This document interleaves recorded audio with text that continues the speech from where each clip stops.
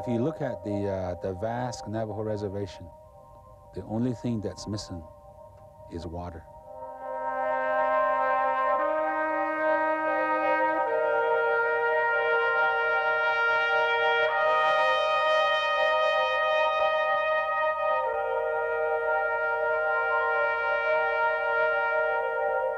When I think about water, my mind always goes back to the way life used to be before the coming of the white man.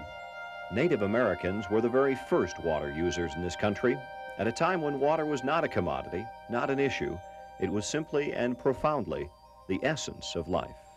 You use the water to clean your mind, to clean your soul, to clean your body. And water is something that means everything to the Navajo people, and it's supposed to be that way. And it was meant to be that way as instructions were given to human beings by the great Creator. But Indians didn't get instructions on how to fight for water within today's complex legal system. The Navajo in Arizona and New Mexico are typical of tribes in the Colorado River Basin.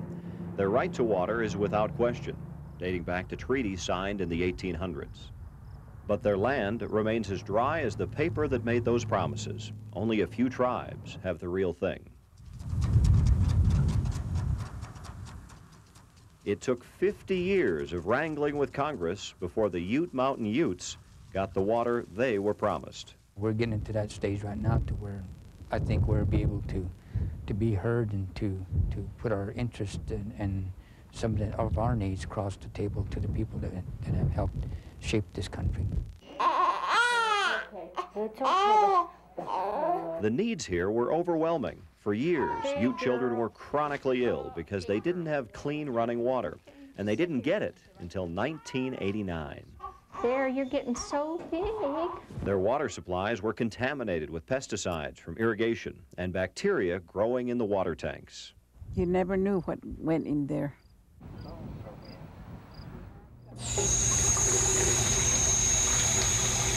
Before she got running water, Chloe had to haul water inside if she wanted to take a bath. And then there were those unpleasant trips out back. This whole thing is new. So we won't have to go out in the cold and use the bathroom.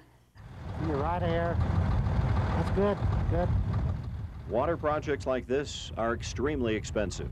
Like other Colorado River tribes, the Ute had rights to the water, but no money to get it here. They needed help. But by the time they began to exert their rights, the federal government had spent millions on big dams and other projects for everyone but the Indians. Money was tight. After years of lobbying, the $31 million Dolores River project was approved. But it's worth much more to the tribe. It has created 100 construction jobs for a community that has 60% unemployment. When the pipeline is finished in 1994, it will irrigate 7,800 desert acres. Young people are already being trained. You got it on the top, it won't fit that way. There you go. The Ute were nomadic people. Before the reservation was created, they traveled to the rivers. Now, the river has come back to them. Much of the credit goes to Jack House, the last traditional Ute chief. His grandson, Ernest, is proud to help realize that vision. The only thing that I feel good about it is I've carried out his dreams and dreams of our past tribal leaders.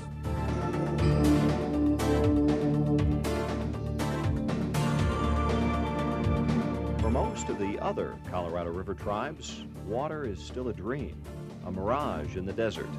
But like the Ute, they are determined to get the water their ancestors were promised. They had a prior water right. They're the senior water users in this country. Those young lawyers and their judges and other people had to recognize the fact that, you know, we used those water before even the coming of the white people to this country. So it seems to me that they should honor them.